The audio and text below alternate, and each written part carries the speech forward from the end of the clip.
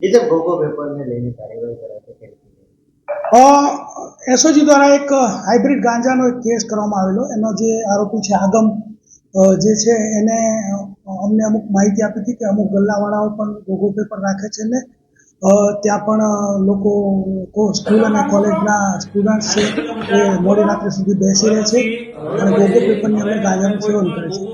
આ લિસ્ટ અમને મળતા એ તમામને અહીંયા એસઓજી ની ઓફિસમાં લાવેલા. એ લોકોને કાયદેસર કાર્યવાહી કરવામાં આવેલી, એ લોકોને વ્યવસ્થિત સર્વિસ કરવામાં આવેલી તથા ત્યારબાદ એ લોકોને જે છે ઉઠક બેઠક કરાવીને એ લોકોને શપથ પણ લેવડાવવામાં આવ્યો કે આ લોકો ગોગો પેપર વેચશે નહીં.